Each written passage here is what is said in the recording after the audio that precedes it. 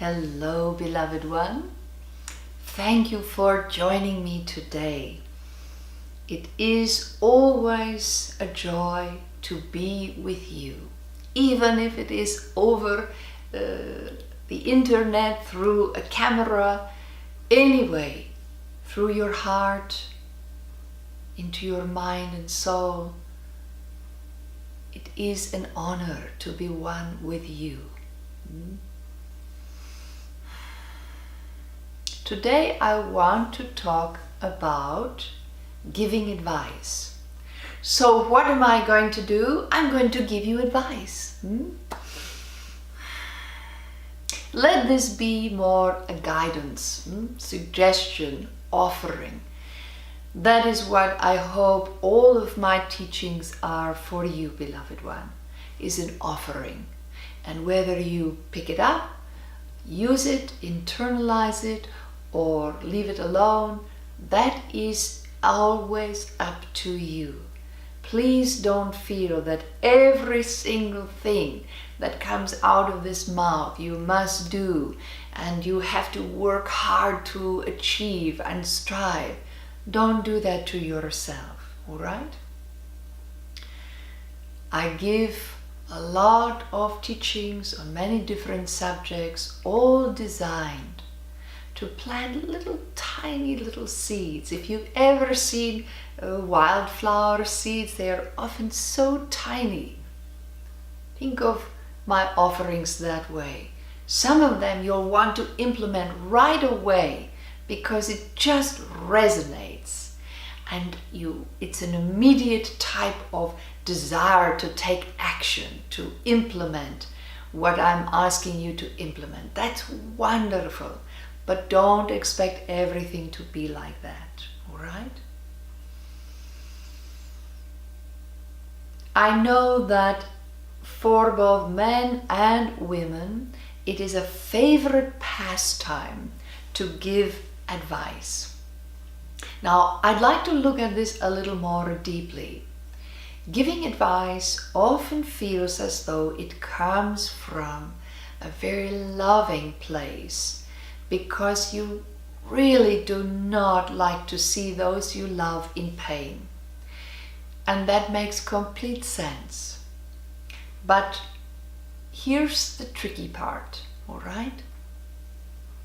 There's different kinds of advice that flows or comes from different parts of yourself.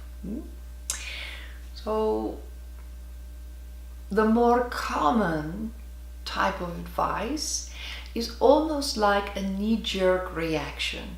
It's not really an action, it's a reaction. That when someone expresses some kind of distress, or they're in pain or confusion or frustration, the reaction from you is to offer advice, to offer a way for them to fix whatever it is that ails them. And now, because you are in the age you are living in, there is advice 24/7 about everything and anything. And while on one hand, these are all good things because people are finding extraordinary healing and growth by taking some of this advice. But here's what's important to keep in mind. Where the advice flows from is crucial or critical to the exchange. You must, as a spiritual being, as someone who desires growth and communion with Spirit above all things, you must accept and be all right with other people's pain. It's important to recognize how much you have grown through your own pain, how important a role your pain has played in your awakening, in your desire to seek your spirit, in really that which motivates you to change and to walk through doorways you would never have approached before, let alone walked through. But when you get to the other side, you are more yourself. You are expanded. You are able to hold more joy, more life within you. So think about in terms that you would never wish to take that from someone else, all right? When someone speaks to you of their pain, or when you witness their pain, don't react, all right? That's the hardest thing to do. If you have a fantastic piece of advice for someone that you just, in a single moment, you just know is going to be great for them, it's going to be great 5 minutes from that point as well, or 10 minutes. If it's a great advice and you feel strongly that they need to hear it, then wait. Just wait a few minutes before you share it. Make sure that what you are offering comes from a place of action rather than reaction.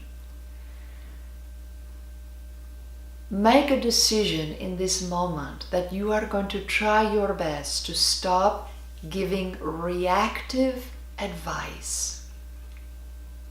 Because the truth is that reactive advice no one really likes, no one really wants, and it often creates a resentment because people can feel that you have not thought this out, that you have not been mindful before you gave it, that it was nothing more than a reaction because you're uncomfortable with their pain.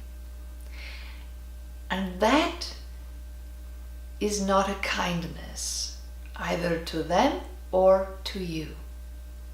So do your best each day, be aware of and let go of reactive advice.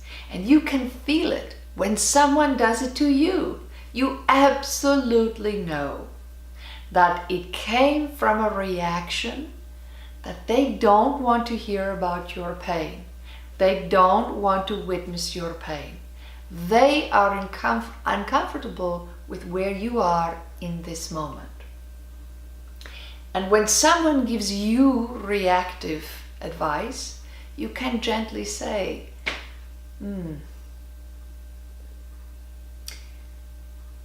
that does not feel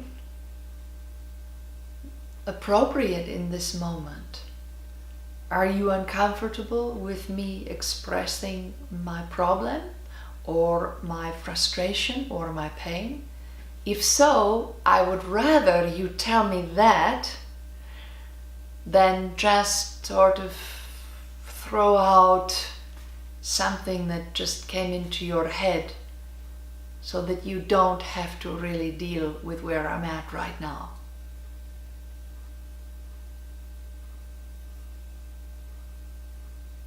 And then there is advice or an offering. This is more of an offering that flows from within. That as soon as you hear them talking or as they're talking, there's something in the back of your mind that's saying, they need to hear this. This is important. And then the best way to offer it is to ask. You may not want to hear this right now, and if you don't, I'll wait and I'll tell you another time. But something's really coming up as you're talking. Would you like me to share it? And then you do. If they say yes, then you share it. If they say no, then you can say, I'll do my best to remember it. And if at a later date you want to hear it, I'm happy to tell you. And then the very best way to give advice is when someone asks it of you. Hey, do you have any experience with X or Y? What did you do and how do you feel when you did it?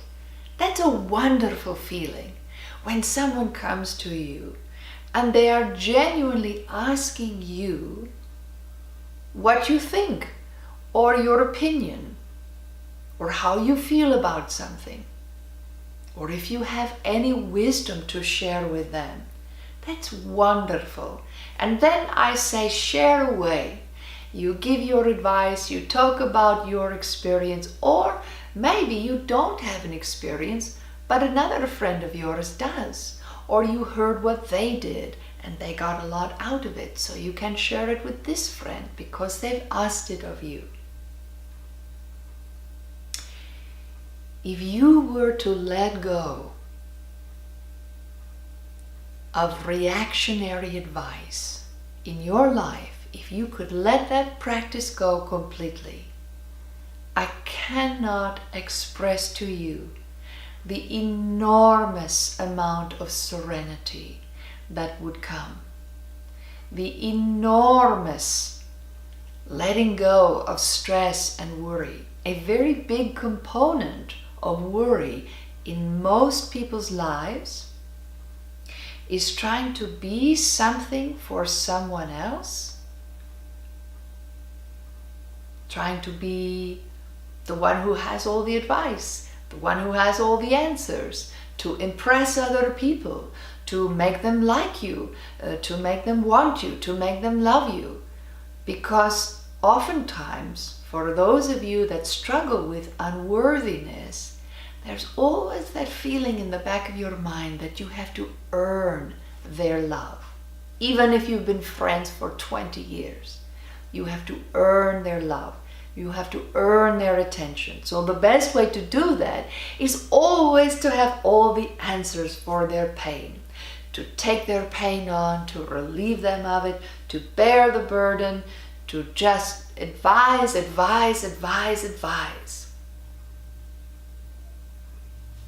And then when they're out of pain, or they get that magical relief of pain that you actually believe is possible through your reactions, then they can say, oh, you are the very best of friends. I love you so much. You've taken all my pain in just a moment. You've taken it all away. That is a fantasy. Beloved, you do not have to earn anyone's love. You are worthy of love as you are. You do not need reactive advice giving in order to earn other people's love and attention. Let it go. Let it go. Let it go. And when you do, you will fill that space with self and serenity and vitality. I know you can do it. I love you and I'm right there with you, and I'll remind you when you start giving reactive advice. I'll highlight it so you can say, oh, there it is again. Don't beat yourself up. Don't be cruel to yourself.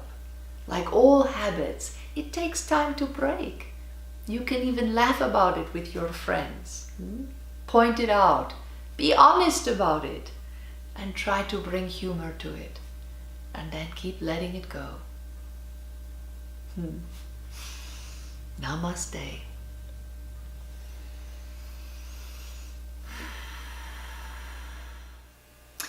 Hi, it's Danielle, creator and founder of Beloved Publications, your home of Mother Mary's teachings as they're channeled through me. Thank you so much for watching this video.